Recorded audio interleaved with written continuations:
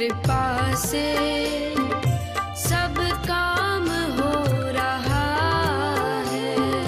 मेरा आपकी कृपा से सब काम हो रहा है। मेरा आपकी कृपा से सब काम हो रहा है।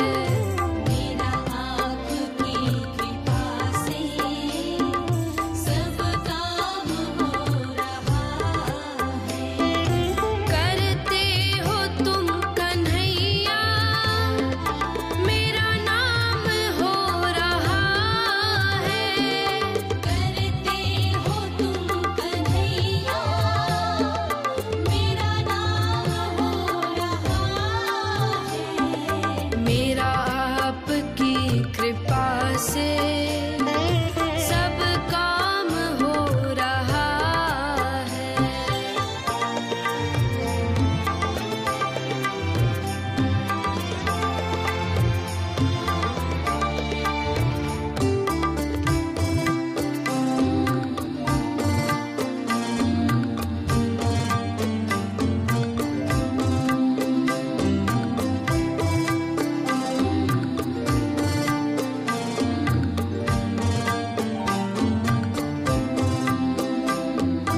पतवार के बिना ही मेरी नाव चल रही है।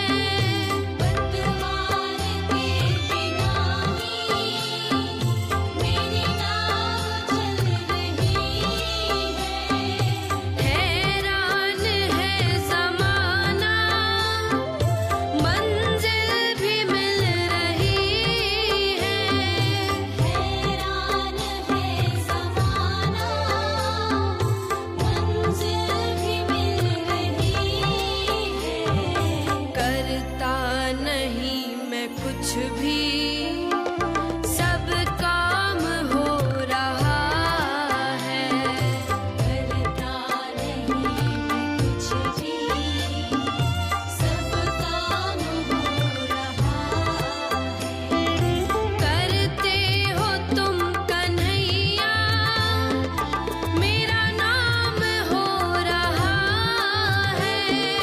करते हो तुम कन्हैया मेरा नाम हो रहा है।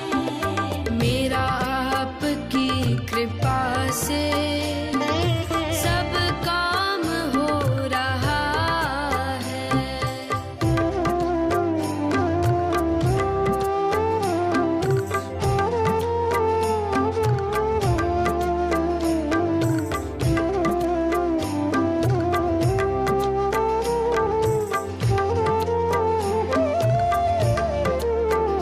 मगर जले नीला बसार, मगर जले नीला बसार।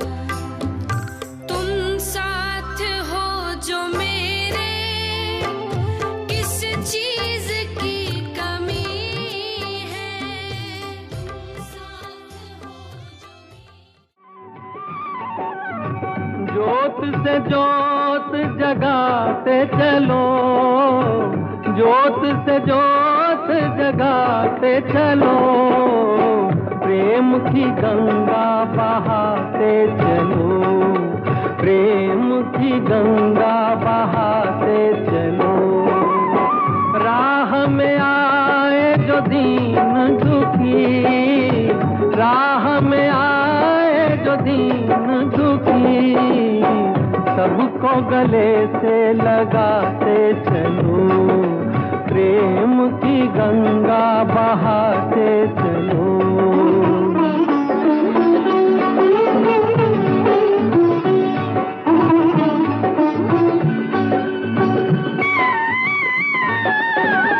कौन है ऊंचा कौन है नीचा, सब में हो ही समाया।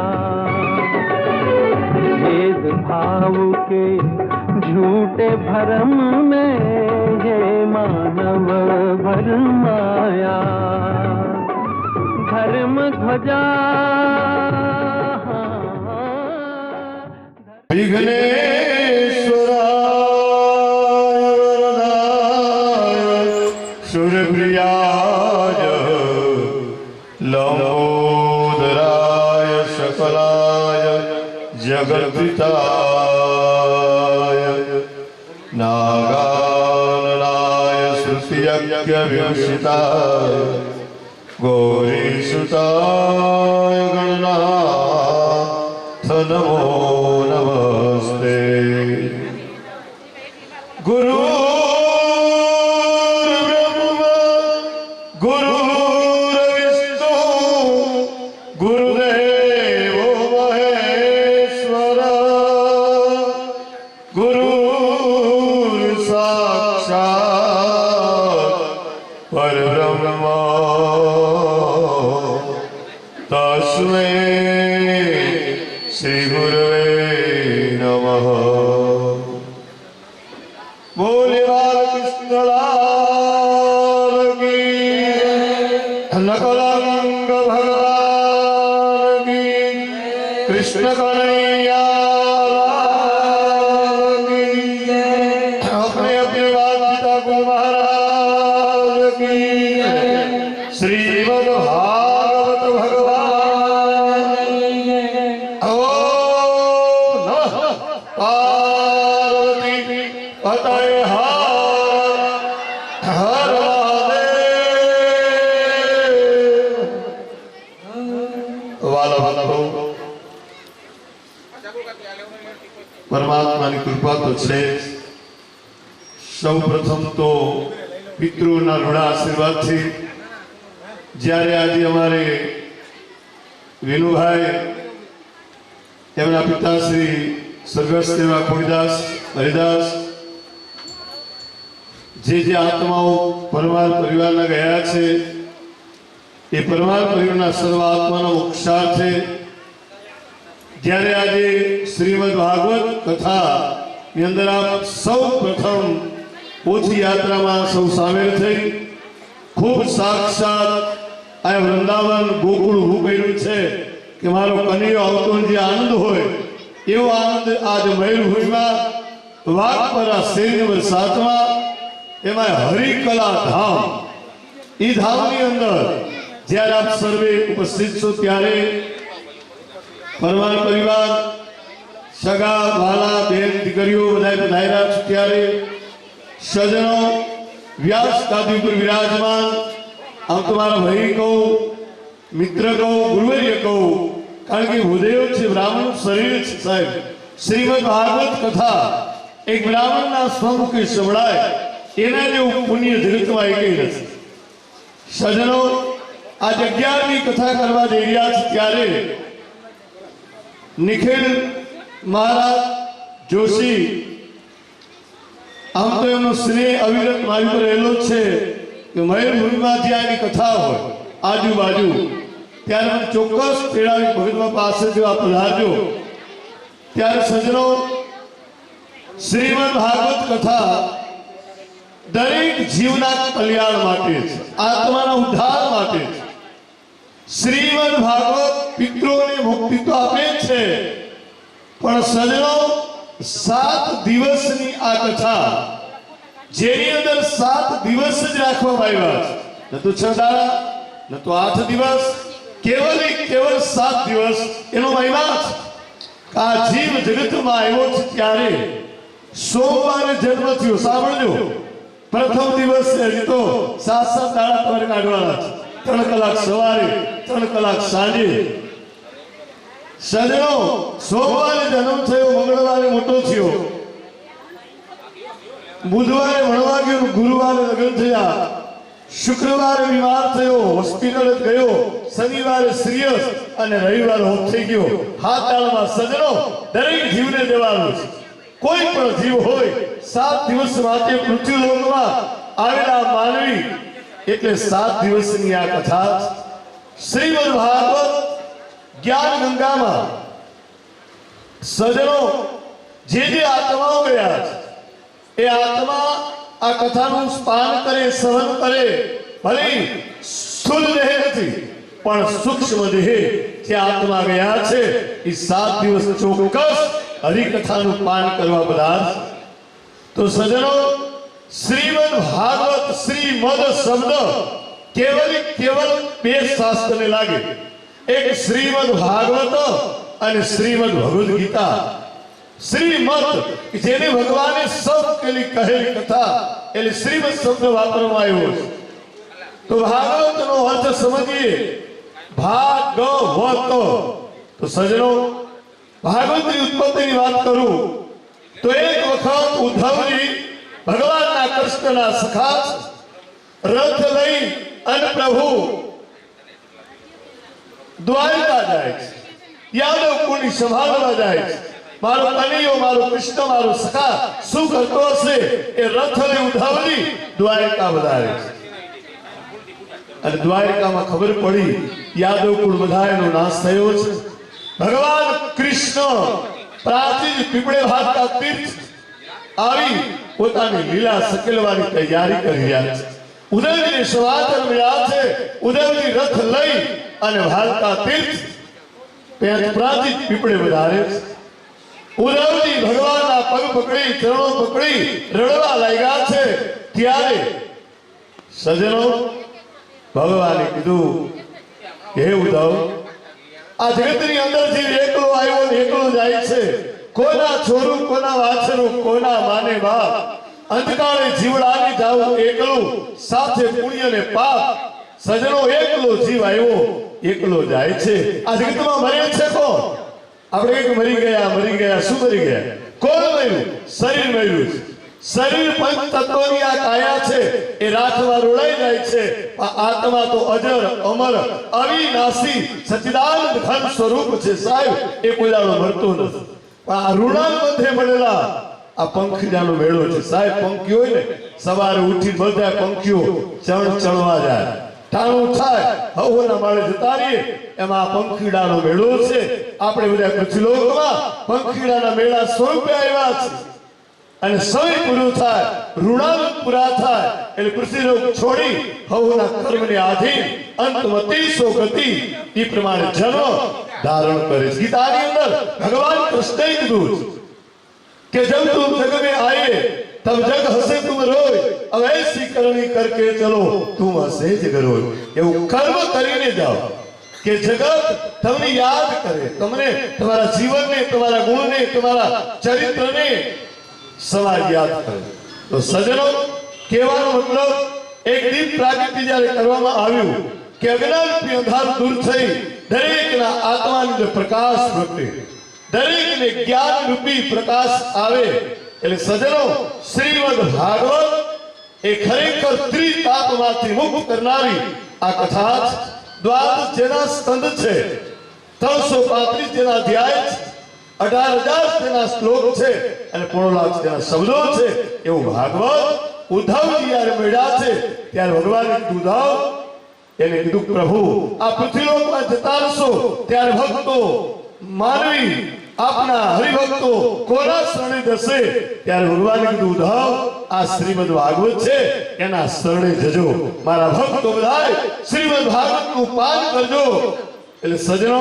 વિશેષ નિકેતા જીવનમાં ત્રિતાપ દૂર કરનારી આદિ વ્યાધિ ઉપાધિ પાપ તાપ પરિતાપ આદિ ભૌતિક આધ્યાત્મિક આદિ દેવી ત્રિતાપમાંથી મુક્ત કરનારી શ્રીમદ ભાગવત કથા પરમાર પરિવારના આમ તો દલવાડી સમાજ અમારું સેવક આખો સમાજ કંજારિયા પરિવાર હોય અડિયલ પરિવાર હોય ડાભી પરિવાર હોય પરમાર હોય ચાવડા હોય એક અટલ અને એક વાડીમાં રહેવાળો માથા પર જૂનું વાડીઓ કેટલી મોલ ભગતની વાડી સામંતાની વાડી કેટલી બોરિયા પાકી કેટલી વાડીઓ ઘણી વાડી છે દલવાડી સમાજની અને બધો સમાજ અમારે ત્યાં અંટાણે અનુમુકવા આવે છે ઠાકરના ચરણમાં 12 મહિને દિવલટાણે દિવેલ મૂકવા આવે છે અમારા સેવકગણ છે સાહેબ ત્યારે પરમાર પરિવારના જે આત્માઓ ગયા છે એ આત્માને વસુદેવ કૃષ્ણ ભગવાન શ્રીમદ ભાગવત દ્વારા આત્માને મુક્તિ મળે સદગતિ મળે અને 7 દિવસ માટે વિના વિઘ્ને આપણું શ્રીમદ ભાગવત કથા ની અંદર આપ સર્વે ડૂબકી મારી આપના જીવનને પરમાત્મા ભક્તિ આપે, જ્ઞાન આપે, આસક્તિ મુક્ત જીવન બને અને સર્વની સાથે હળીમળી અને જીવનમાં એક જ્ઞાન પ્રકાશ પ્રગટે એવા આશીર્વાદ સાથે વ્યાસ ગાદી કીર્તનોને, मेरे भूदेवों कीर्तनों ने आप सर्व की चेतना ने कोटि कोटि प्रणाम करके मेरी बात को विराम देता हूँ। आभार, धन्यवाद, हरिओम हरिओम। बोले कृष्ण कन्हैया लाल की।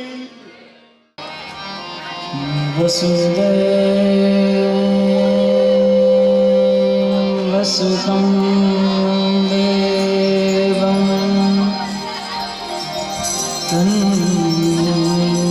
चारु नन्दनं देवकीं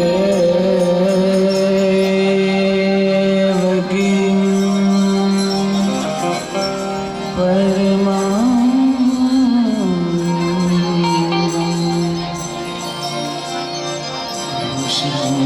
वन्दे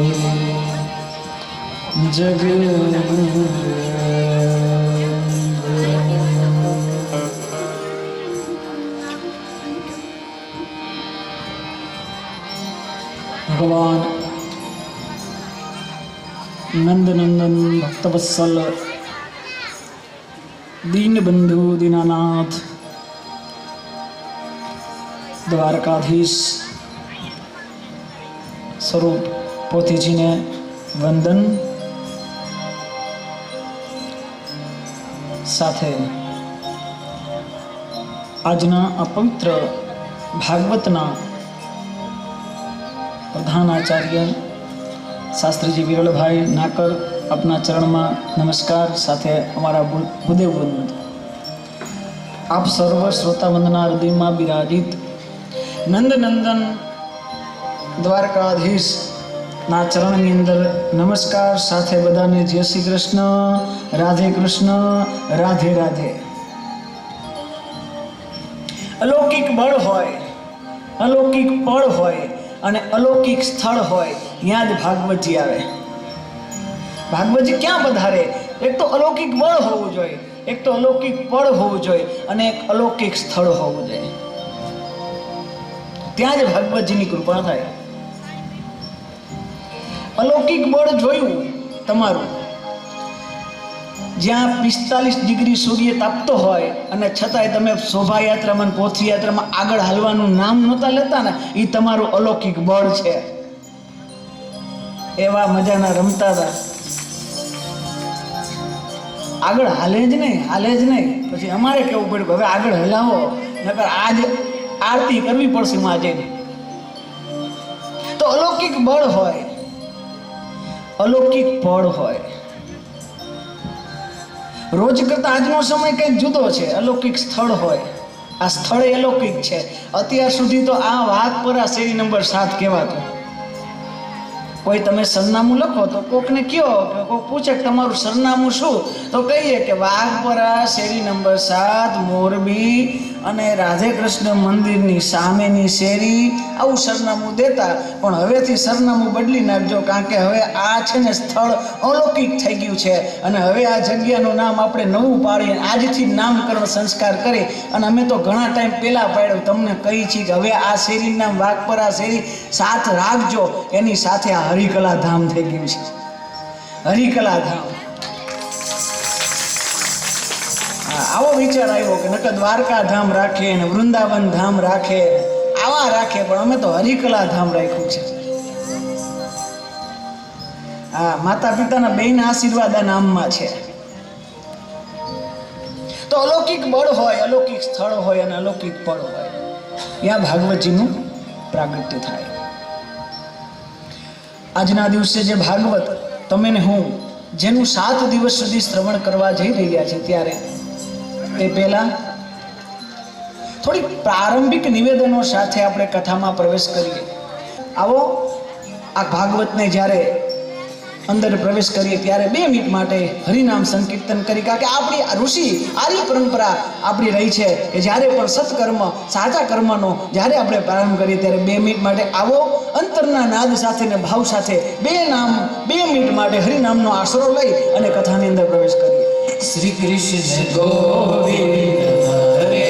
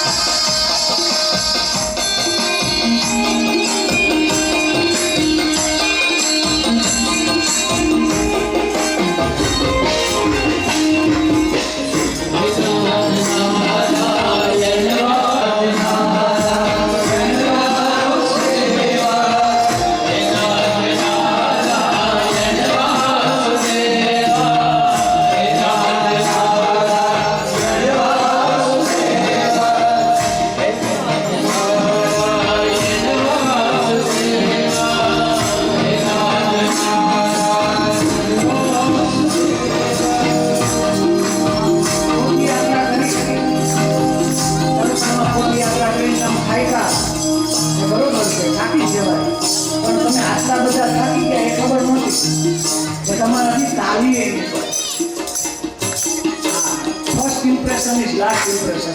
પહેલા જો તમે આવું કરશો તો સીધા હાર્દિક આગળ. તો આવો શ્રદ્ધાના સુરથી અને હૃદયના નાદની તાલીથી 2 મિનિટ માટે હરિનામ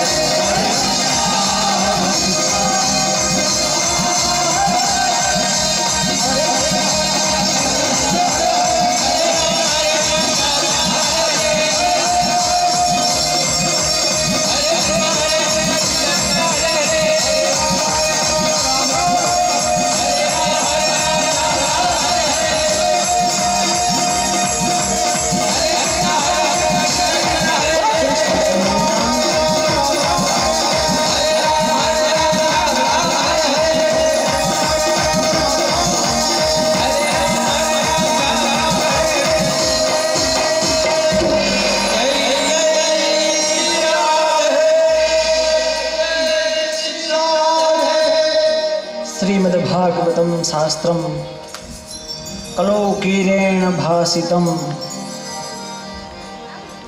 ભાગવત એ ક્રિયાસાધ્ય કામ નથી, ભાગવત એ કૃપાસાધ્ય કામ છે. બીજા સંસારના બધા કામો છે ને એ ગોઠવણથી થાય. દીકરીના લગ્ન, દીકરાના લગ્ન, આ બધી વ્યવસ્થાથી થાય. આ એક જ એવું કામ છે ને કે ગોઠવણથી ન થાય, વ્યવસ્થાથી ન થાય, આ ક્રિયાથી ન થાય. આ તો પરમ કૃપાળુ પરમાત્માની કૃપા વરસતી હોય ને તો જ આવા ભાગવત જેવા કામ થતા હોય. ભાગવત એ ક્રિયાસાધ્ય નથી, કૃપાસાધ્ય કામ છે. ને સંપત્તિથી થાય. આ ભાગવત ને સંપત્તિથી થાય. જો ભાગવત સંપત્તિ થતું હોય તો બધા રૂપિયા વાળા જ કથા કરાવી રાખે, બીજાનો વારો જ ન આવે. આમ માંડવા ન બેહે. સંપત્તિથી તમારા ઘરે ભાગવતના માંડવા ન બેહે.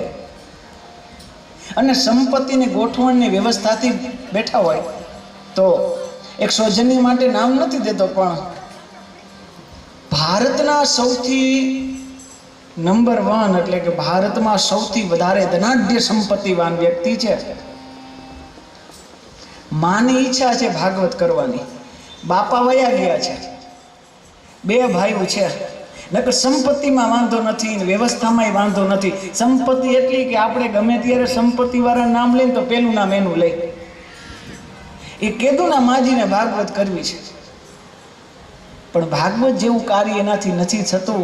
કારણ કે લક્ષ્મીજી તો કૃપા છે, પણ મારા નારાયણની એની ઉપર કૃપા નથી. જેની ઉપર નારાયણની કૃપા થાય ને એના માંડવા રૂડ્યા લાગે ને ત્યાં ભાગવતજી આવે છે. ભાગવત ત્યાં આવે. તમે સમજી ગયા હું કેની વાત કરું છું?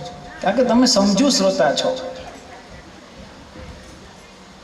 એ ક્રિયા સાધ્ય નથી, એ કેવલ ને કેવલ કૃપા સાધ્ય. તો વિચાર કરો કે જ્યાં 2 ભાઈ ભેગા ન થાય, 2 ભાઈ ભેગા ન થાય અને ભાગવત ન થઈ શકતી હોય તો વિચાર કરો તમારી ખોડિયાલની કેટલી તમારા ઉપર કૃપા છે કે એક દીકરીને, પરમાર પરિવારની એક દીકરીને વિચાર આવે ભાગવત થાય અને ભાઈ હારે હામાં મિલાવી અને આખી ભાગવત થઈ જાય. એની ઉપર તમારી ઉપર ખોડિયાલ માની કૃપા છે સાહેબ. એક દીકરીને ખાલી વિચાર આવે. એ અમારા દીકરા, અમારા બેન શીતલબેન હરિદ્વાર કથા ચાલતી હતી ને થોડીક વ્યવસ્થા અહીંયા ખોરવાઈ ગઈ હતી. આજ કેમ આપણી અહીંયા બેઠક વ્યવસ્થા ખોરવાઈ ગઈ છે, એમની આ વ્યવસ્થા ખોરવાઈ ગઈ હતી. છતાંય આવ્યા હતા બધા, ઘણા બધા આવ્યા હતા. હા છે ને માતા, ઘણા બધા. તો એ અહીંયા કથા ચાલતી હતી ને અમારું શીતલબેને કીધું કે મારા કૃપા થાય ને ઈચ્છા છે કે અમારે ત્યાં ભાગવત કરવાની ઈચ્છા છે. વિચાર કરો કે તમારા મા બાપની ભાગવત કરવાની ઈચ્છા હોય ને, તમારા મા બાપની ભાગવત કરવાની ઈચ્છા હોય ને, તમે પૂરી નથી કરી શકતા કે બહુ મોટો ખર્ચો છે ને હમણાં બાપા રહેવા દો ને હમણાં આમ છે ને તેમ છે. તમારા માજીને કદાચ તમારા બાપા એમ કહે કે બધું સારું થઈ જાય પછી ભાગવત કરી, તો એક સંતાન તરીકે તમે તમારી મા બાપની ઈચ્છા પૂરી નથી થતી. તો વિચાર કરો, એક દીકરીને વિચાર આવે અને ભાઈ પૂરી કરી દે ને એમાં બેનની હા હોય તો વિચાર કરો કે એની ઉપર તમારા ઉપર પિતૃની કેટલી કૃપા હશે. આવો યોગેશભાઈ હરિયાણી બોરાઈ બાપુના નજીકના સગા થાય અને અમારા ખાસ મિત્ર છે. અને હવેથી દરેક કથાનું આયોજન અને હેન્ડલિંગ અમારા યોગેશભાઈ કરશે. તો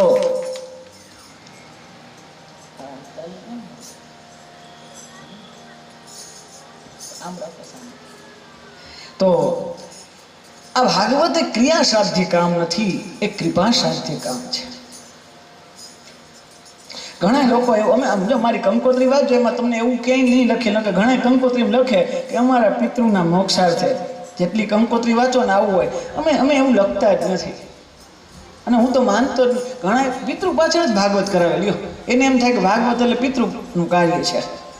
એવું લખે ખરી કે અમારા પિતૃના મોક્ષાર્થે ભાગવત થાય, એવું કરીએ. પણ હું તમને કાન ખોલીને સાંભળજો, તમે ભાગવત કરો અને તમારા પિતૃને મોક્ષ થાય એવું જરી માની ન લેતા. તમારા પિતૃને મોક્ષ હશે ને, તમારા પિતૃ અહીંયા સ્વર્ગમાં રાહડા લેતા હશે ને, તો અહીંયા તમને ખાલી ભાગવત કરવાનો વિચાર આવે. એ મુક્તિ મળે ને પછી જ આ વિચાર આવે. નકર એટલે સમજી લેજો, જો તમારે ખાલી ભાગવતનો વિચાર આવે ને તો એ સમજી લેવાનું કે તમારા પિતૃ સ્વર્ગે ગયા છે, એની નિશાની છે. નકર આવે જ નહીં વિચાર. ભાગવતમાં જેના પિતૃ સ્વર્ગે રમતા હોય સાહેબ એ ભાગવતનું આ કામ કરી શકે. તો આવો ભાગવતના મહાત્મ્યમાં પ્રવેશ કરીએ, એનું મંગલાચરણ ગાઈએ. મંગલાચરણ એટલે શું? મંગલાચરણ એટલે શું? કોઈ પણ સારું પુસ્તક કોઈ લખે ને તો એ મંગલાચરણ કરે. કોઈ પણ કામ સત્કર્મની શરૂઆત હંમેશા મંગલાચરણથી થાય. ભાગવતજીની અંદર 3 મંગલાચરણ છે. આ મંગલાચરણ એટલે શું? આમ તો મંગલાચરણ 3 પ્રકારના. કયા કયા? આશીર્વાદાત્મક મંગલાચરણ, વસ્તુ નિર્દેશાત્મક મંગલાચરણ અને નમસ્કારાત્મક મંગલાચરણ. આ 3 મંગલાચરણ હોય. ભાગવતજીનું મંગલાચરણ ત્રિવિધ સત્ય મંગલાચરણ છે, કારણ કે વ્યાસજીએ 3 વખત સત્ય શબ્દનો પ્રયોગ કરી અને મંગલાચરણ કરેલું છે. એટલે ત્રિવિધ સત્ય મંગલાચરણ છે ભાગવતજીનું. મંગલમય આચરણ ઇતિ મંગલાચરણ. મંગલાચરણ શું? મંગલમય આચરણ. તમારું આચરણ મંગલમય હોય એ જ મંગલાચરણ છે.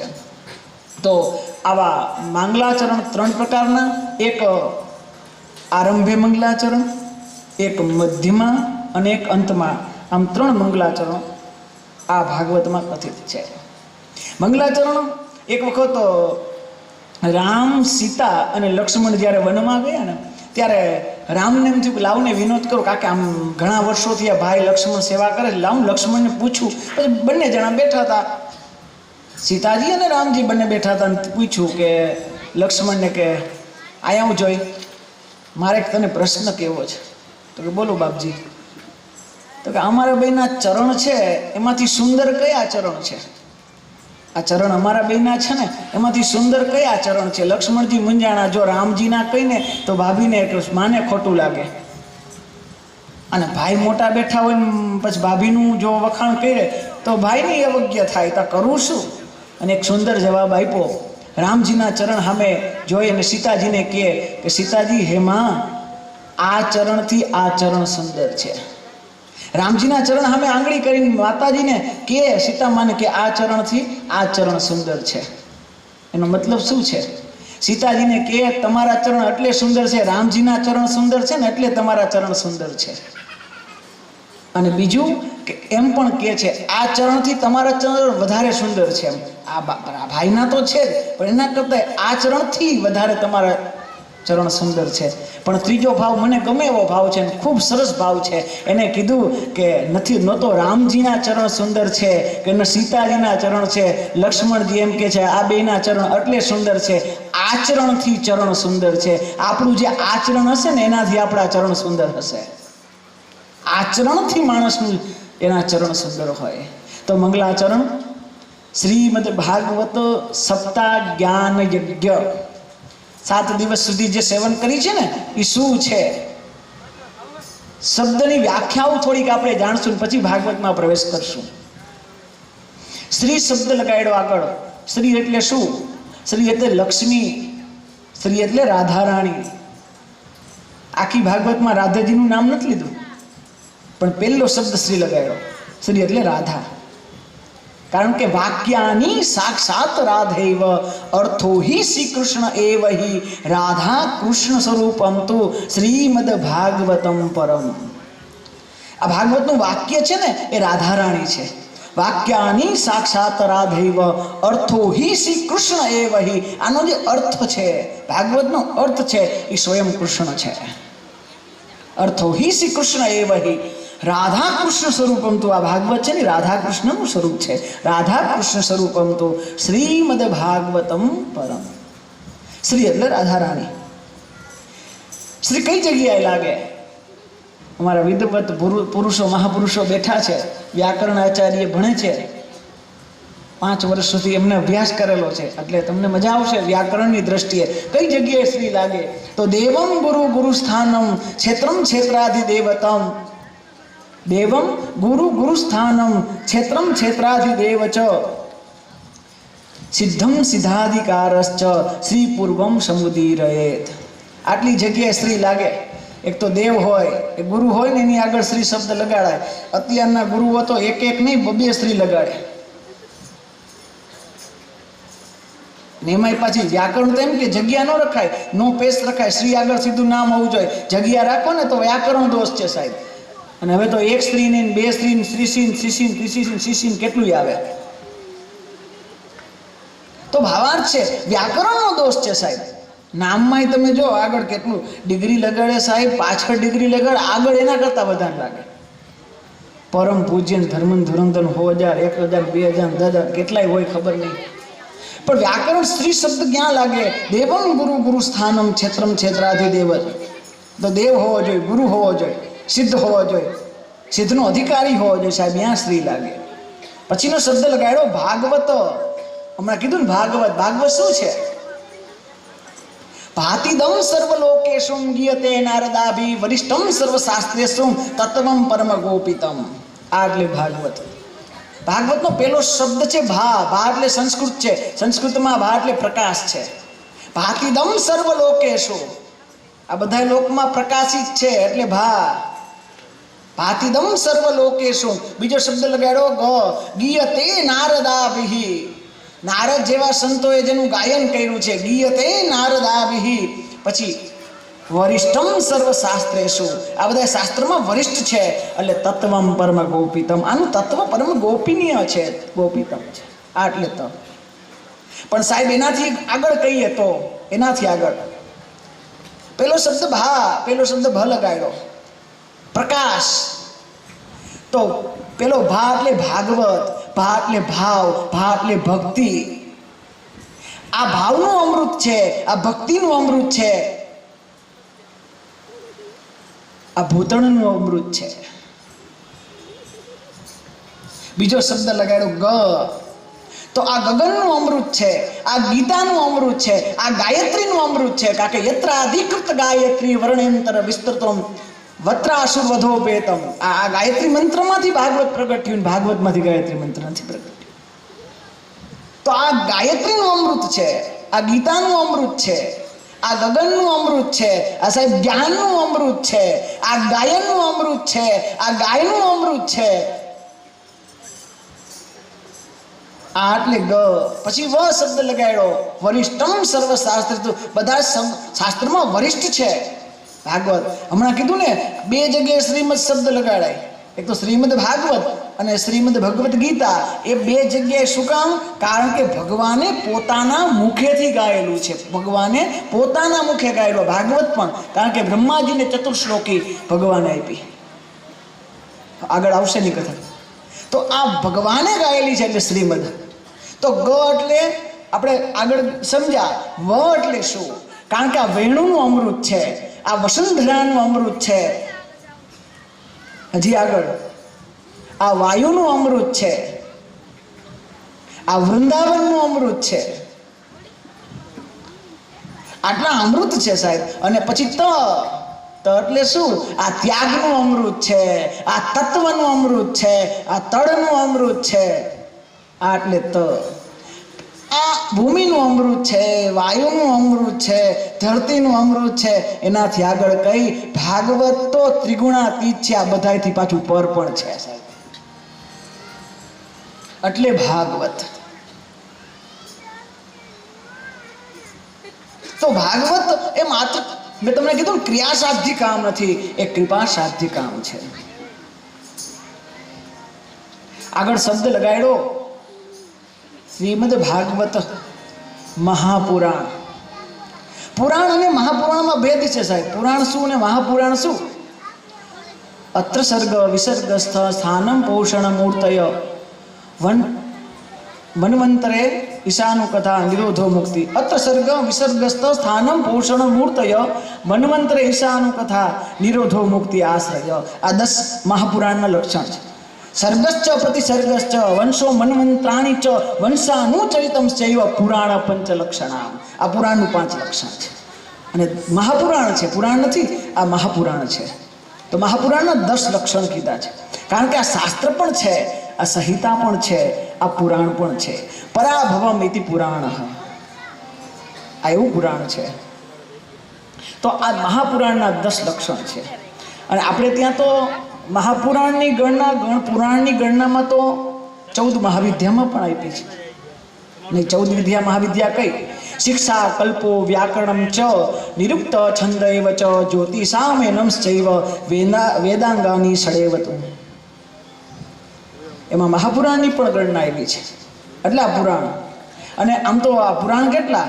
તો બ્રહ્મ પદ્મ વાયુ વિષ્ણુ ભાગવતમ એવ ચ નારદ માર્કંડેય અગ્નિ ભવિષ્યમ બ્રહ્મ વર્તતે લિંગ વરાહ સ્કંદમ ચ વાનમ નરસિંહ મત્સ્ય ગરુડ અને બ્રહ્માંડ. આવા 18 પુરાણ આપ્યા સાહેબ. તો આવું જે ભાગવતનું આપણે જેનું શ્રવણ, જેનું કીર્તન, રસપાન આચમન કરવા માટે આપ બધા આવ્યા છો, તો મહાત્મ્યની કથા આપને ખબર હોય. કારણ કે કોઈ પણ વસ્તુ હોય ને એનું મહત્વ હોય. મહત્વ વગર કોઈ વસ્તુ ન હોય અને વસ્તુ વગર કોઈનું મહત્વ ન હોય. તમારું આ દુનિયામાં આવું એ કાંઈક મહત્વ છે.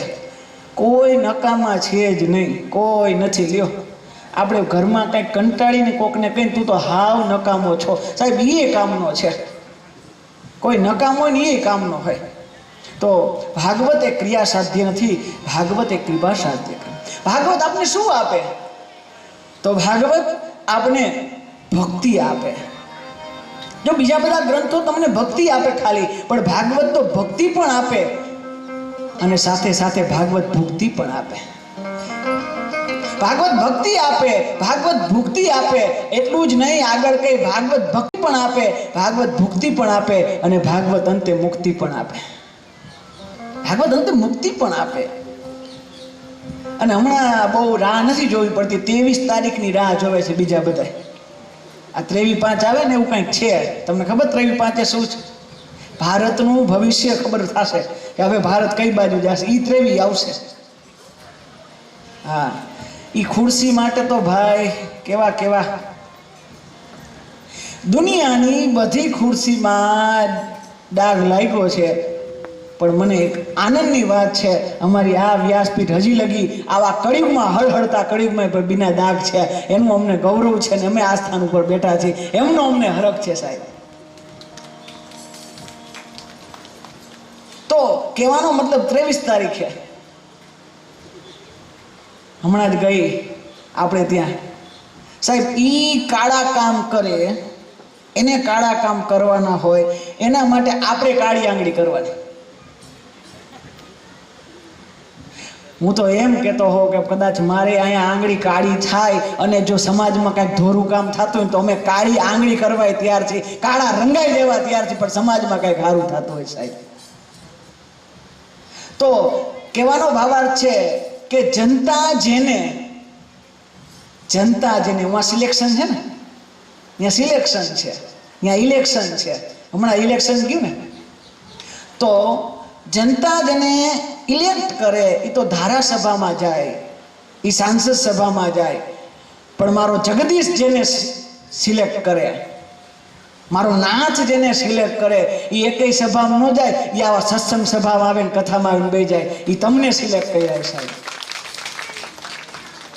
હા, એવું સમજતા નહીં હો, તમને કંકોત્રી આવી એટલે તમે આવ્યા છો. હા, એમ તમે આવો એમ છોય નહીં, મને ખબર છે. હા, આપણે આ વિજયભાઈને એ લોકોનું આપણે આમંત્રણ આપ્યું ને એનો વ્યવહાર સાચવવા એ તમે આવ્યા જ નથી.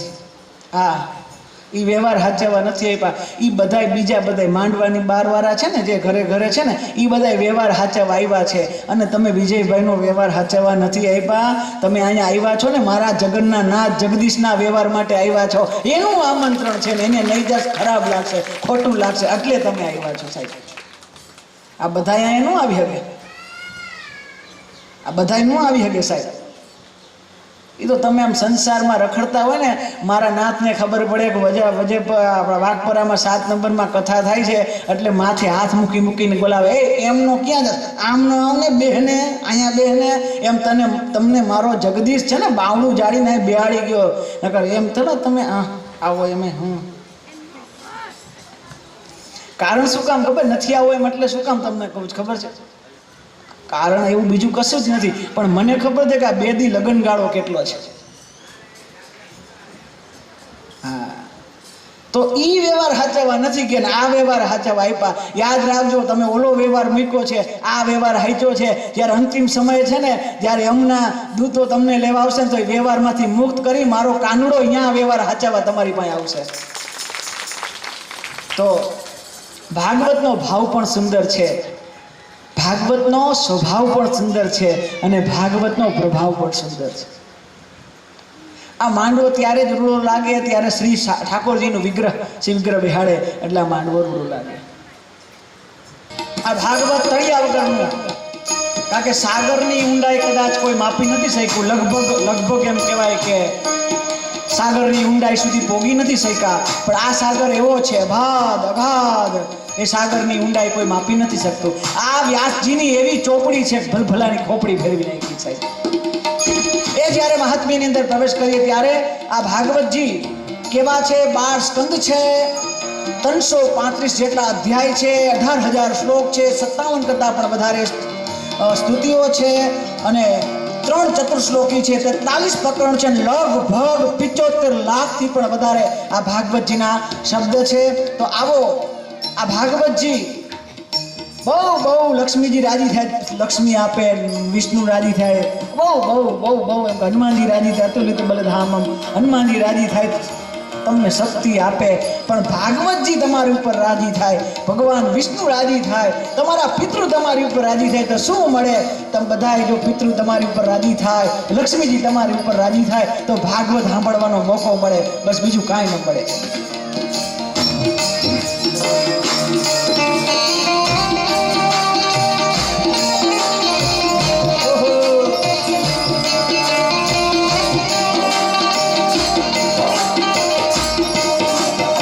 સચ્ચિદાનંદ રૂપાય વિષપતપત્યાદિ હેતવે તાપત્ર વિનાશાય શ્રી કૃષ્ણાય વયમ નમઃ. શ્લોકથી પ્રણામ કરી આકૃતિ, કૃતિ ને પ્રકૃતિ, ભગવાનનું સ્વરૂપ કેવું છે, ભગવાન કેવા છે એનું દર્શન કરાવ્યું વાદરાયણ વ્યાસે. કે પેલા જે શ્લોક છે સચ્ચિદાનંદ રૂપાય, સત્ય સ્વરૂપથી શરૂઆત કરેલી. સત્ય શબ્દ શરૂઆત કેવી રીતે થાય, શું કામ થાય ની બહુ વિસ્તાર છે, પણ આપણે પાછું થોડી પોથીયાત્રામાં વાર લાગી ને એટલે બહુ વિસ્તાર કાલ કરશું. પણ સત્ય સ્વરૂપથી શરૂઆત થઈ. આ સત્ય શબ્દ તમારે બહુ લાગ્યો, સત્ય શબ્દ તમને બહુ લાગે. હા, ઓમ બહુ વિસ્તાર નહીં કરું, પણ એના શ્લોકો સત્ય સુભાષિતો ઘણા છે સત્ય સ્વરૂપના. સત્ય શબ્દના ભાગવતજીમાં શ્લોકો ઘણા છે. ભગવાન આવે તો 9 વખત સત્ય શબ્દથી શરૂઆત કરે. તો સત્ય શબ્દ પર બહુ નહીં, પણ તમને લાગવું પડે એવું બોલું. મેડિકલમાં તો ઘણી દવા હોય બેન, પણ એમાંથી કેને કઈ દેવાની જ મહત્વની બાબત છે. અમારા બેન મેડિકલમાં જાય, ડૉક્ટરની લાઈન લે છે, ત્યાં જાય છે, એટલે અમારે એ ચર્ચા કરવી. તો કહેવાનો ભાવાર્થ છે સત્ય શબ્દ. સત્ય શબ્દનું આપણે અભ્રંટ કર્યું અને સત લાગ્યું. સંત ઉપર, સત ઉપર મીંડું એટલે પરમ સત્ય. સતની ઉપર પરાકાષ્ઠા હોય ત્યારે એક મીંડું લાગે એટલે સંત કહેવાય. સત એટલે સત્ય શબ્દ શરૂઆત ભાગવતજીની થાય, અને એમાં ભાગવતજી છે સત્ય સ્વરૂપમાં જ છે, ભગવાન સત્ય રૂપમાં જ છે. પણ તમને એટલે લાગવું પડે, કારણ કે તમે જે સમાજ છો ને એ બધા સતવાળા છો, એટલે સતવાળા છો સાહેબ. સતવારા સમાજ છો, આપણે સતવારા છીએ સાહેબ. છતવારા ન હોય તો કાંઈ નહીં, પણ સતવારા તો છે જ સાહેબ. આપણે કદાચ છત ન હોય પણ સત તો હોય ને. આપણી આ સત છે સાહેબ, એટલે આપણો સમાજ સતવારા સમાજ કહેવાય. સાચો સમાજ છે સાહેબ. હા, એટલે આ ભાગવતની શરૂઆત સત શબ્દથી થાય, તો તમારા શરૂઆત એ સત શબ્દથી થાય. એટલે તમને ભાગવત ગમે છે. અહીંયા ખબર પડે આપણે. તો સત શબ્દથી, સત્ય શબ્દ સ્વરૂપથી શરૂઆત કરી. મંગલાચરણ ત્રિવેણી સત્ય કીધું તો પેલું મંગલાચરણમાં સત્ય શબ્દ વાપરો. સત્ય પેલો શબ્દ લગાડ્યો, સત્ય. હા, બધાને સાચું જ જોય, આપણે સાચું જ જોય. મને તો એ નથી સમજાતું, જેટલા બધાને મેં સાંભળ્યા હશે ને એ બધા એમ કે મહારાજ અમે સાચા રહ્યા ને એટલે અમને બધું સાચું જ જોઈએ. મને તો કોઈ ખોટું બોલે ની જરૂરીએ ગમે નહીં. મને એમ થાય કે જો બધાને ખોટું બોલે ગમતું નથી તો આ ખોટું બોલે છે કોણ? બધા એમ જ કે મને ખોટું બિલકુલ હું સહન જ ન કરી શકું ખોટું. તો બધાય ખોટું સહન નથી કરતા, ખોટું કરે છે કોણ? હા, ઓલા ચોર લોકો ચોરી કરે ને, તો ચોર ચોરી કરે ત્યાં ખાતર પાડવા જાય ક્યાંક ને કોકે બિચારા દાગીના મહેનતથી બનાવે ત્યાંથી લઈ આવે અને બધા પછી ભેગા થાય, બધું દાગીના લઈને જાય, એની મંડળી જ્યાં બેહે. હવે આપણે તો ખબર ન હોય એની મંડળી ક્યાં બેહે, ખબર તો આપણે પોલીસવાળાને કે આપને ન ખબર હોય ક્યાં બેહે. એના એકાંતવાસમાં જાય અને પછી આમ જે લૂંટી એવા હોય ને એ બધું આમ આવું સાંભળ્યું છે એ બધું આમ મૂકે એક કોર અને પછી બધા જેટલા હોય ને એમ બોલે અને પછી એક શબ્દ બહુ વાપરે એ લોકો પ્રયોગ કરે કે આજ તો ઘણું મળ્યું, આજ ઘણે હારા બેહી ગયા હતા, જાજુ મળ્યું, હારા ઘરે જેવા. પછી એમ કહે આ બધું મૂક્યું, બસ હવે આપણે ચોરી કરી એવા, હવે નીતિથી ભાગ પાડો.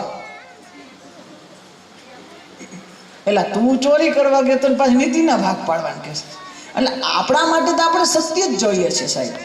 એટલે આપણે સત્ય જોઈ છે એટલે ભાગવતની શરૂઆત સત્યથી થઈ. તો સત્ય શબ્દ લગાડ્યો, બીજો શબ્દ લગાડ્યો સત ચિદ. ચિદ એટલે જ્ઞાન. બીજો શબ્દ ભાગવત માટે. જો ભગવાનનું આકૃતિ, કૃતિ અને પ્રકૃતિ, ભગવાન કેવા છે તમે કોકની ઓળખાણ દો કે નિશાબેન કેવા છે, આપણે કહીએ ને કે એના હાથમાં નાનકડો ફોન હશે, એ જાડા હશે, રસોડામાં દોડાદોડી કરતા હશે, એટલે આપણે સમજી લો નિશાબેન છે. એમ ઓળખાણ દેવી હોય તો આપણે ભગવાનની ઓળખાણ શું છે? ભગવાનની ઓળખાણ આ છે કે ભગવાન સતવારા છે. સતવારા છે, સમજો છો ને? ભગવાન સતવારા છે, સત્યવાળા છે. તો ભગવાન સત્ય સ્વરૂપ છે, ભગવાન ચિત્ત રૂપ છે, ભગવાન જ્ઞાન રૂપ છે. અને ગીતાજીમાં પણ કીધું છે નહીં જ્ઞાનેન સદૃશમ પવિત્રમ વિદ્યતે તો સ્વયં યોગ સંવિદ્યે કાલે આત્માને વિંદતી. જ્ઞાન રૂપ છે ભગવાન. એટલે ગીતાજીમાં શબ્દ લગાડ્યો અને ભાગવતમાં શબ્દ લગાડ્યો જ્ઞાન. તો બીજો છે અને આગળ પણ સુભાષિત પણ છે ને ભાવેન દેવમ કલયા નરેન્દ્રમ શત્રુમ સત્યેન મિત્રમ કૃપયા ચ પુત્રમ ભાવેન દેવમ કલયા નરેન્દ્રમ. ભાવ શબ્દ માટે સુભાષિત કે કેનાથી કોણ રાજી થાય. આ તો ઘણા પૂછતા હોય અમારે વશમાં કરવો હોય તો શું થાય, કોઈને વશમાં કરવું હોય તો શું કરાય. આ શ્લોક બધું શીખડાવે કેનાથી કોણ વશમાં થાય. આમાં એક શબ્દ છે ને પત્ની માટે જે વાપરો ને એમાં મને કાંઈક બળ નથી આવતું. પત્ની માટે શું કહેવાય વશમાં કરવી હોય તો? હા, આમાં એવું લખ્યું ધનેન કાંતમ. પત્નીને વશમાં કરવી હોય ને તો ધનથી થાય. એ ભાઈઓ સાંભળજો, ઘરે જઈને જેટલા હોય એટલા ગીચામાં દઈ જ દેજો, પછી જો તમે કયો એમ થશે. હા, પણ આમાં જે લખ્યું હોય સુભાષિત, હું તો એમ કહું પત્નીને વશમાં કરવી હોય ને તો માત્ર ને માત્ર પ્રેમથી થાય. એના સિવાય જગતમાં કોઈ તેવડ નથી કે એની પત્નીને વશ કરી શકે. પ્રેમ સિવાય ક્યારેય પત્ની વશ ન થઈ શકે સાહેબ. તો ભાવેન દેવમ કલયા નરેન્દ્રમ સત્યેન મિત્રમ કૃપયા ચ પુત્રમ ધનેન કાંતામ કપટેન શત્રુમ જ્ઞાનેન લોકમ. જ્ઞાનથી આખું જગત વશ થઈ જાય. તો એ બીજો શબ્દ જ્ઞાન લગાડ્યો. તો બહુ એની વિશેષ ચર્ચા નથી કરવી. સત્ય સ્વરૂપ છે, ચિદ રૂપ છે. અને હવે ભગવાન જે આનંદ રૂપ, ભગવાન કેવા રૂપ છે? જેટલા એમ કીધું ને આનંદ રૂપ છે એ બધા આમ બોલ્યા જો આનંદ રૂપ છે. તમે દાંત કાઢો ને તો મારા વાલા ગમે આમ, કારણ કે આનંદ રૂપ છે. આનંદ છે ને એ આત્માને આહલાદિત કરે. જો બધી વસ્તુ છે ને અમુક વસ્તુ બહારથી આવે પણ અમુક વસ્તુ અંદરથી આવે. એનો સુભાષિત છે. કેટલી વસ્તુ અંદરથી આવે, ટાઢીઓ તાવ અંદરથી આવે. હા, એ બહારથી ન આવે. ગુંગળું થયું હોય ને રૂજ અંદરથી આવે, ક્રોધ અંદરથી આવે. હા, આવું બધું અંદરથી આવે. એમ આનંદ અંદરથી આવે, એ બહારથી ન ગોતવા જાય. જો સત્ય માટે તમને જો બીજા બધા માટે એના પર્યાય શબ્દ મળશે. જ્યાં હર્ષ છે અહીંયા દુઃખ છે, જ્યાં હર્ષ છે અહીંયા દુઃખ છે. એમાં બધામાં પોતાના સામે વિરોધાથી પર્યાય મળે પણ આનંદનો કોઈ પર્યાય ખરી? આનંદનો કોઈ પર્યાય નથી. આનંદ સામે આનંદ જ છે સાહેબ. આનંદ સામે કોઈ પર્યાય નથી.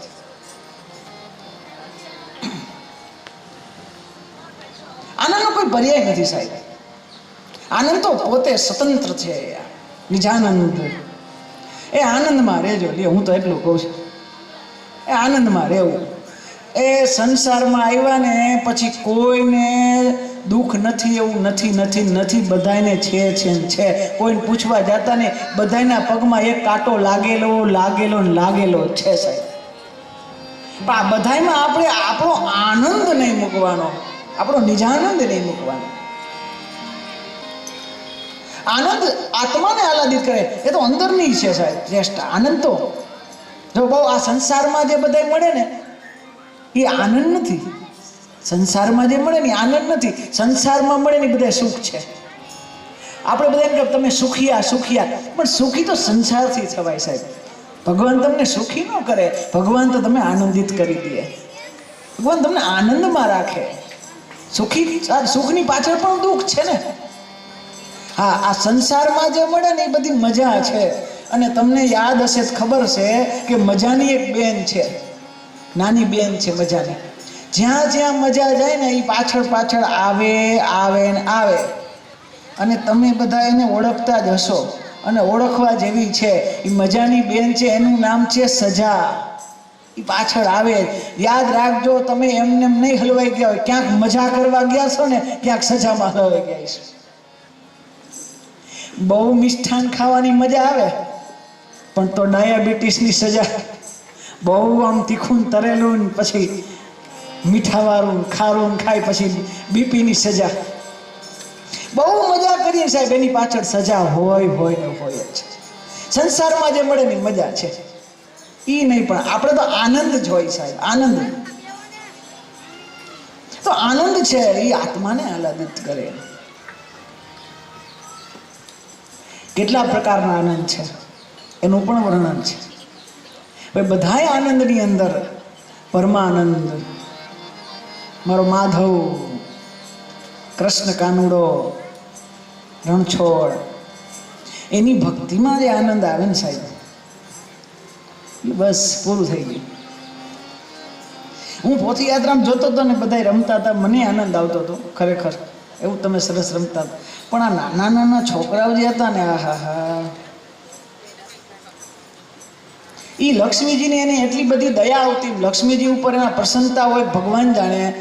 એ છોકરાઓ નાનકડા રમતા હતા, હું તો એ જ જોતો હતો. એને લક્ષ્મીજી પ્રત્યે આદર કેટલો. તમે બધી નોટો ઉડાડતા હતા ને જમીનમાં પડવા જ નહોતા દેતા. એક જમીનમાં પડે તો ને એ આમ વીણીને પછી આમ ઘરે મૂક્યા વળી પાછો આવે. આ જ જોયું. એ એમ કે લક્ષ્મીજીને પગ ઉપર ન કચરાવજો, હેઠે ન આવે, એટલે તમારું જે અધૂરું કામ છે ને એ ભરતા હતા. તો આનંદ છે સાહેબ, પોથીયાત્રામાં આનંદ. ભાગવતજીને તમે માથે પધરાવ્યા. ભાગવતજીને 2 વાર માથે, આપણે આખી કથા પૂરી થાય ને 2 વાર હોય આપણા મસ્તક ઉપર. એક ભાગવતજી આવે ને સાહેબ ત્યારે, ભાગવત એટલે મારો કાનુડો કૃષ્ણ. પ્રફુલભાઈ આમ સાંભળવા જેવું છે, આ તો મને ગમે એટલે કહું. આ ભાગવતજીને 2 વાર માથે પધરાવી. એક વખત આપણે અહીંયા પોથીયાત્રા કરીએ ત્યારે, અને છેલ્લે પાછું પોથી વિરામ પર કથાને વિરામ આપી ત્યારે પાછી પોથીયાત્રા થાય ત્યારે ભાગવત નહીં. પણ મને એવું તમે પધરાવો એટલે વાંધો નહીં, આ તો જે શિષ્ટાચાર છે. પણ અમારો કાનુડો છે ને એ મગજમાં આવે એવો છે જ નહીં. કોઈના માથે આવો નહીં. એ કાનુડો મગજમાં ન આવે, એ તો હૃદયમાં આવે. મારો કાનુડો તો હૃદયમાં આવે, મગજમાં ન આવે સાહેબ. એ તો મસ્તકે રાખ્યા પણ એ તો કાંઈ આવે. પણ છતાંય તમે બધાનો ભાવ એવો છે કે આજ અમારા આંગણે આ ભાગવત પધાર્યા. અને હું એમ માનું છું, કદાચ 200-300 જણા જે પોથીયાત્રામાં હતા ને, તમે ભાગ્યશાળી છો. નકર તમારે એક યજમાન જ માથે લઈને આવતા હોય, બાકી બધા.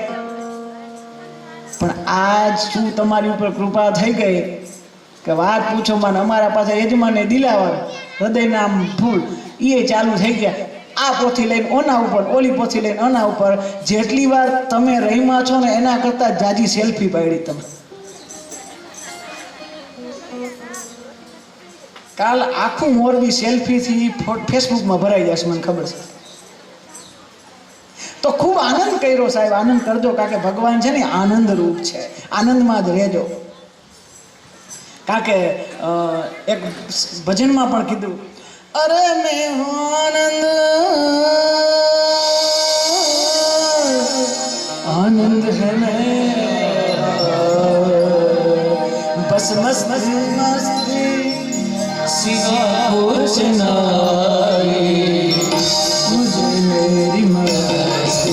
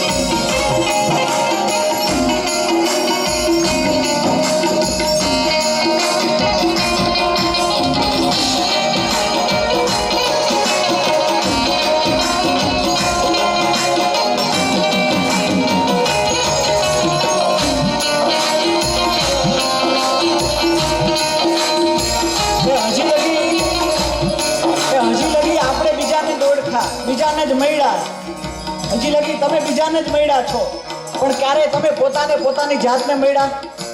હું કોણ છું, બીજા કોણ છે એની જ આપણે ચિંતા કરી. બાજુમાં કોણ છે, આ કોણ છે, ઓલા કોણ છે, એ આપણે જગતમાં આવ્યા પછી બીજાને મળ્યા, આપણે આપણી જાતને ન મળ્યા. આ 7 દિવસ ભાગવત એ આપણી જાતને મળવાનું. ભાગવત એ છે આપણે પોતાની ઓળખાણ કરે કે હું કોણ છું. અને એ જ સતાર સાહેબ એની ભજનવાણીમાં કહે તો અરે મેં હું આનંદ, આનંદ હે મેરા.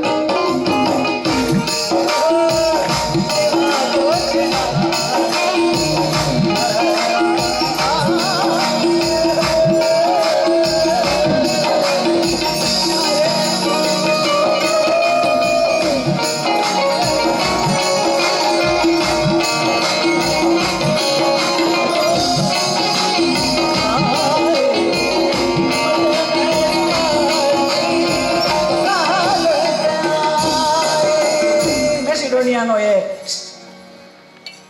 એરિસ્ટોટલનો શિષ્ય,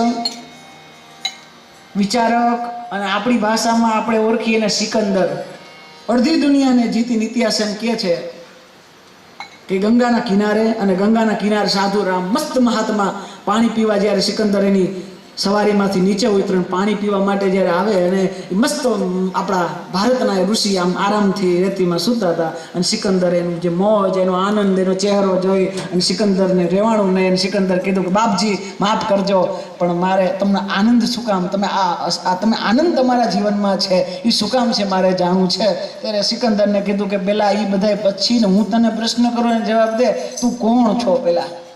તો કે હું સિકંદર છું, અડધી દુનિયાને જીતી આવ્યો અને હજી અડધી દુનિયા જીતવા માટે જાઉં. તો આપણા ભારતના સંતે એમ કીધું કે તું અડધી દુનિયા જ્યારે જીતીને જા અને અડધી દુનિયા જીતી આવીશ, પછી અડધી દુનિયા જીતીને કરીશું આ કરીશું તું? તો કે કાંઈ નહીં, હું મારા સપનાનો મહેલ બનાવીશ, પછી એની અંદર હીરા મોતી જવેરાત માળ બધું આમ મજાનું સરસ મજાનું ગોઠવેલું હશે, એમાં મારો મોટો રૂમ હશે, એમાં સરસ મજાનું ગાડલું, પછી તો કે પછી એમાં તકિયો, તો વળી સંત કે પછી એમાં ઓશીકું રાખ, પછી સંત કે પછી એ મારા પછી કરો, કાંઈક ઉપદેશની વાત કરો ને, કંઈના પછી કરો, એ સાચો ઉપદેશ એ છે પછી કરીશું તું. સિકંદર બતા તું કરીશું? તો કે કાંઈ નહીં, પછી આ તકિયો રાખીને આંખ બંધ કરીને હુઈ જાય. તો વિચાર કર, તારે હું છે ને આખી દુનિયાને જીતવાની કટામણ કરી, આવી મહેનત કરી, અંતે સુખ તો તને હુવામાં છે. તું શું દુનિયાનો રાજા છો? દુનિયાનો રાજા તો હું છું. કાંઈ નથી પહેરવા, ખાલી એક વસ્ત્ર છે, છતાં ગંગાના કિનારે રેતીનો તકિયો નાખીને મસ્ત આકાશની અંદર દર્શન કરીને હૂતો છું. તારા કરતા તો મોટો હું છો. જે મને આનંદ છે, આ આનંદ એ છે કે મારી પાસે કાંઈ નથી ને એનો આનંદ છે. આ મજા છે સાહેબ. આ સિકંદરની વાત નથી, તમારી મારી બેયની વાત છે. આપણે આ જ કરી. આપણે કોકને એમ કહ્યું હવે કેમ નિરાત કેદી, શાંતિથી કેદી રહેશો, એટલે તરત એમ કહે હમણાં ઝીણકો એક બાકી છે, એ ઝીણકાન થઈ જાય, પછી વહુ આવે, એનું મકાન થઈ જાય, પછી અમે બધાએ નિરાતે બધા એના પૈસા આપી દઈ, એ વ્યવહાર હદલાવતા થઈ જાય, અને પછી મજાનું અમે અમારું મકાન હશે, પછી આપણે કાંઈ કરવું નથી, પછી અમે શાંતિ, પછી અમે છૂટ્યા. પણ ઝીણકા જેના પૈણી ગયા એ બધાને પૂછું છું, જ્યાં તમે ઝીણકાને પૈણાવ્યા પણ તમે છૂટ્યા કે ટૂટ્યા કે ફૂટ્યા? હા, એમ નથી છૂટાતું. આખી દુનિયાની કટામણ કરી અને અંતે સુખ તો આનંદમાં જ છે સાહેબ. એટલે બીજી બધી પરવા મૂકી દો, આનંદથી જીવો, કારણ કે ભગવાનનું રૂપ આનંદ રૂપ છે. તો સચ્ચિદાનંદ રૂપાય વિશ્વોત્પત્યાદિ હેતવે, વિશ્વને ઉત્પન્ન કરવાનું, વિશ્વને પાલન કરવાનું, વિશ્વનું સંહાર કરવાનું, આ કામ ભગવાનનું. લ્યો, કૃતિ તો ભગવાન કેવા છે એ ખબર પડી. હવે ભગવાનનું કાર્ય શું? ભગવાન શું કરે છે? તો ભગવાન શું કરે છે એનું બાદરાણ ગયા. સુંદર મજાનું વિશ્વોત્પત્યાદિ હેતવે, વિશ્વને ઉત્પન્ન કરવાનું, વિશ્વનું પાલન કરવાનું, અને પછી વિશ્વને સંહાર કરવાનું. જેમ દરિયા કિનારે આપણે જાય ને, છોકરો મજાનો એક રેતી ભેગી કરી અને મોટું મકાન બનાવે, પછી બે ભાઈઓ બાજે અંદર કે આ મારો રૂમ ને, આનો રૂમ ને, આ ઓનો રૂમ ને, પછી ઓલાનો મગજ જાય એટલે થોડીક વાર રમે ને એને હાચવે, એનું ધ્યાન રાખે. એનું કોઈ ભાઈ ન તોડી નાખે એના માટે એનું ધ્યાન રાખે. અને પછી મમ્મી પપ્પા ભેગું ગયા હોય એટલે આવીને કે હાલો ઘરે જવું છે એટલે જાતા જાતા જે પોતાના હાથે મેલ બનાવ્યો હોય રેતીનો એની ઉપર છોકરો કૂદકો મારે અને મેલ તોડી નાખે નીકળી જાય. આ જ કામ મારા ભગવાનનું છે. એ રેતીમાંથી પેલા મેલ બનાવે, મેલમાં તમને બધાને રાખે, પછી એમ થાય કે હવે રમત પૂરી થઈ ગઈ એટલે એ જ એના ઉપર ઠેકડો મારીને એ મેલને તોડ નાખે. આ વિશ્વત પતિયાદી હેત. આ કામ છે ભગવાન. અજબ લીલા મારા રામની રે, અજબ લીલા. કેવી લીલા છે. એક થાંભલો કાઢવાનું કીધું ને તો અમારા એક થાંભલો નીકળવા માટે આપણે કેવી નવા નવા થાંભલા નાખવા પડ્યા. એક થાંભલો નીકળવા માટે 2 નાખવા પડ્યા તો અહીં એક થાંભલો રહ્યો. આ મંડપ આવડો નાખવો થાંભલા વગર નથી રહેતો. વિચાર કરો મારો રામ કેવો છે, આવડો આકાશમાં વગર થાંભલે આવડું આકાશ આમ રાખ્યું છે. આ એની લીલા તો જો. એ બધું ન સમજાય કાંઈ નહીં. એની રચના શરીરની તમે જાઓ ને તો તમે વિચાર કરો. હા, તમને ખબર, તમને દાંત જન્મમાં ત્યાં શું કામ નહોતા આપ્યા? નકર જો નાક આપે, આંખ આપે, કાન આપે, વાળ આપે તો દાંત આપવામાં શું વાંધો? મને એક ભાઈ પ્રશ્ન કર્યો હતો કે ભગવાને બધું આપ્યું, દાંત કેમ ન આપ્યા? જન્મમાં દાંત આપે શું થાય? ત્યારે મેં એટલું કીધું હતું કે ભગવાને આ તારા માટે જ દાંત નથી આપ્યા કે જ્યારે નાનું બાળક હોય ને તો એની પાચન શક્તિ નબળી હોય એટલે પાચન શક્તિ નબળીના હિસાબે દાંત ન આપ્યા. અને માના સ્તનમાં દૂધ આપ્યું પચી જાય એવું, એટલે તારા પાચન શક્તિની વિચાર કરી અને પછી તને ભગવાને દાંત મોડેકથી આપ્યા, શરૂઆતમાં ન આપ્યા. તો કે એ બધું બરોબર છે, પછી ગઢપણમાં લઈ કા લીધા? એક બાપાએ કીધું કે અમે શેરણી ખાવાનું બંધ કર્યું. છોકરાઓ મોટા થયા ને એટલે કે શેરણી ખાવાનું, એટલે છોકરાઓ ખાવા જેવડા થયા એટલે અમે બંધ કર્યું. પછી ઓલા કે ને એને પ્રેમથી કીધું બાપા તમે કાંઈ બંધ કર્યું નથી, આ તો દાંત વયા ગયા ને શેરણી ફોલાતી નથી. તો તમે ગંડી તો ઠીક ગાંઠું ખાઈ જતા. હા, દાંત વયા ગયા ને એટલે. તો આ દાંત લેવાની અને દેવાની અને લેવાની જે ભગવાનની ક્રિયા છે ને એમાં આપણું હિત છે. મોટી ઉંમરે દાંત લઈ લઈએ કારણ કે પાચન શક્તિ મોટી ઉંમરે ભગવાન ડીમ કરી નાખે ઓછી, એટલે આપણે પછી ખાય નહીં ને. નકર આ જે દીધી ખીલા આપ્યા ને તે દીધી ખો કાઢ નાખ્યો છે, કાંઈ બાકી નથી. તો વિશ્વત પત્યાદિ હેતવે એ બધું તો ઠીક છે, પણ 1 વર્ષનો છોકરો હોય ત્યાંથી 20 વર્ષનો છોકરો થાય ને એની હાઈટ વધે. 1 થી 20 વર્ષ સુધી આમ વૈધે રાખે, પછી નથી વધતી. એનું કારણ શું? લ્યો, તમને વિચાર તો આવો જોઈએ ને કે આપણે 1 થી 20 લગી એમ ભગવાનને શું વાંધો આમને ચાલુ રાખ્યું હોત તો? પણ શું કામ? આ એ ભગવાનની હારી આમ કરામત છે ને. સારું છે કે 1 થી 20 વર્ષ. જો 1 થી 20 વર્ષ પછી આ સ્ટોપ ન રાખ્યો હોત ને તો મને લાગે છે આ 70 વર્ષના માજીવને બેહાડત ક્યાં? માંડવામાં તો બેહી ન હગે. હરિવર્ધન બાપાને કેવું પડે ડોમ નહીં, આ 4 માળનો ડોમ કરવો પડશે, નકર આ બેહાડવા ક્યાં? આ હાઈટ વધતી જ જાય. આ એ ક્રિયા ભગવાનની છે. અજબ રચના છે મારા રામની. આ તો અજબ રચના. તો આવા ભગવાન છે. વિશ્વત પત્યાદિ હેતવે. અને છેલ્લે તાપત્રય વિનાશાય. 3 પ્રકારના તાપ દૂર કરે. આધિદૈવિક, આધિભૌતિક અને આધ્યાત્મિક. 3 પ્રકારના તાપ છે. આ સૂર્ય તપે ને એના નિવારણ માટે પંખો છે, ઘર છે, ઝાડ છે. એ તપે ને એના નિવારણ માટે છે, પણ આના નિવારણ માટે કાંઈ નથી. આધિદૈવિક, આધિભૌતિક અને આધ્યાત્મિક. આને આપણે આપણી ભાષામાં સમજાવું તો કેવું ખબર છે?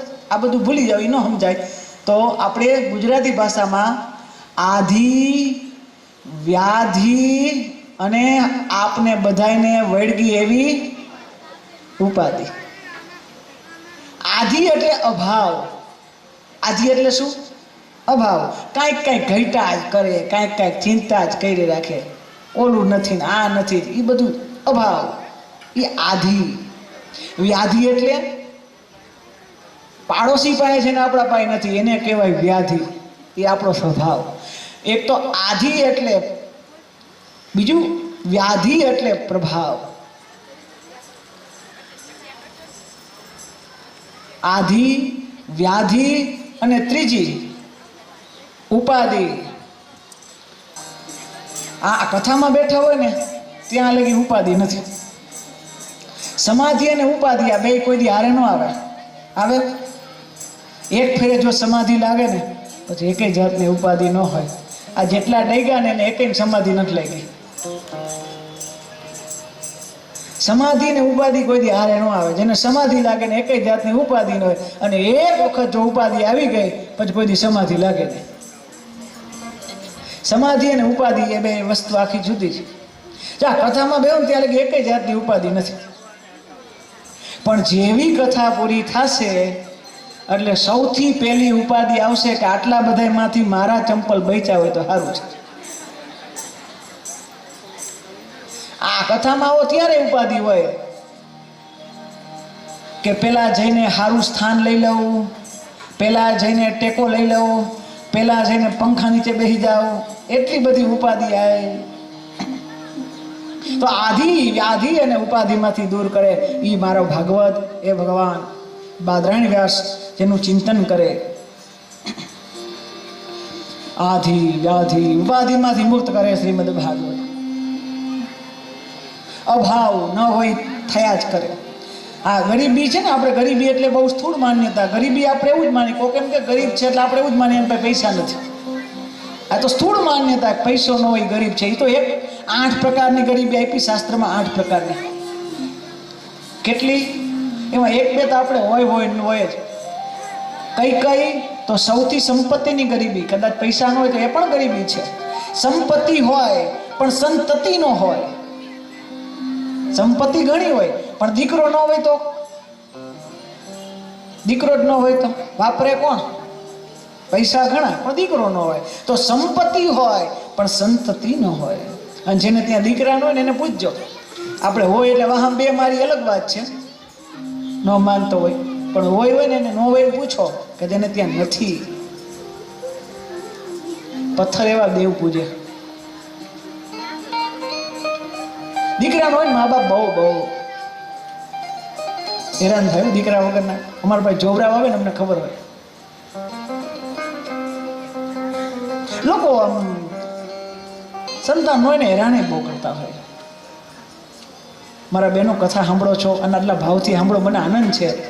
કથા કરવાનો મને આનંદ આવે છે. પણ એટલું જરૂર કહીશ, જ્યારે તમે ભાગવતજી ઉપર બેઠા, ભાગવતજી સાંભળવા બેઠા છો, તમારા ઘરમાં બહુ હશે અને કદાચ ભાગ્યથી એમના સંતાન ન હોય, લગ્ન થાય, ગરદી થાય, 2 વર્ષ થાય, કદાચ ઈશ્વર કૃપા ઓછી કરતા હોય અને નોય પણ હોય, ભાગ્યમાં નોય હોય, ત્યારે વહુને છે ને પ્રેમથી રાખજો. કારણ કે એ વહુને તમે કાંઈક શબ્દ કહેશો ને એના હૃદયમાં લાગી જાય. એનું જે દુઃખ છે ને એ કોઈ કહી નહીં શકે ને, અંદર ઘૂંટાશ થાય. એના હાથની વાત નથી. માણસ કાંઈ કામ હોય તો બિચારી કરી દે, તમને ઘર સાફ હોય તો કરી દે, સેવા કરવાની હોય તો કરી દે, પણ એને ના હાથમાં ન હોય.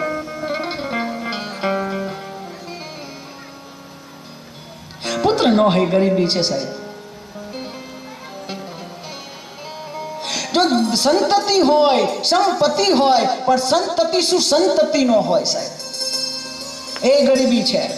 દીકરા ઘણા હોય. કોઈક ભાઈને પૂછો કેટલા દીકરા? તો કે 4. ઓહો, તમે તો દશરથ રાજા. 4 દીકરા એ દશરથ? તો કે હા. પછી પૂછો તમે શું કરે? એટલે ધીમેથી ઈ પૂછો માને ના, ઈ નો પૂછો. શું કરે ઈ પૂછો માં. કારણ કે કેવા જેવું ન હોય. પણ બહુ આગ્રહ કરે ને એટલે બાપા કહે કે હવે તમે બહુ આગ્રહ કરો ને એટલે કહું છું કે મારે 4 દીકરા, 2 સેન્ટ્રલ જેલમાં છે અને 2 ફરાર. ફરાર એટલે સમજો છો ને, રામનવમીનું ફરાર નહીં, આ ક્રિમિનલ લેંગ્વેજ વાળું ફરાર. સંતતિ હોય, સંપત્તિ હોય, પણ સંતતિ શું સંતતિ ન હોય. એક વંશજ જો કુલાંગળની અંદર ઘરની અંદર બાકે અને લાખોની આબરૂને ધજાગરો કરતો હોય, એના કરતા તો દીકરા ન હોય હારા. સંતતિ હોવી બહુ મહત્વની. સંતતિ શું સંતતિ હોવી એથી પણ વધારે મહત્વ છે. દીકરો તો એવો હોય સાહેબ, દીકરી માટે એમ કે દીકરી 2 ઘરને તાળે, એ 2 ઘરે જઈને દીવા કરે. સાહેબ દીકરો તમારો હારો થાય ને, અહીંયા તો ઠીક છે, પરલોક પર તમારો સ્વર્ગમાં પણ તમે જાઓ ને એના કારણ એના હાથથી જઈ શકો. દીકરામાં તાકાત છે સાહેબ. સંપત્તિ શું સંતતિ હોવી જોઈએ બહુ મહત્વની છે. આપણે ત્યાં પુત્રની વ્યાખ્યા કીધી. નામના નરકમાંથી તારે ને પુત્ર કહેવાય. સૌથી ઉત્તમ હોય ને પુત્ર કહેવાય. તો પુત્ર ભૂ નામના નરકમાંથી તારે એ પુત્ર છે. અને એક બીજો પણ શબ્દ આપણે ત્યાં પુત્ર સંતાન માટે વાપરી, એને દીકરો કહે. આપણે દીકરો કે આ મારો દીકરો. દીકરાની વ્યાખ્યા શું?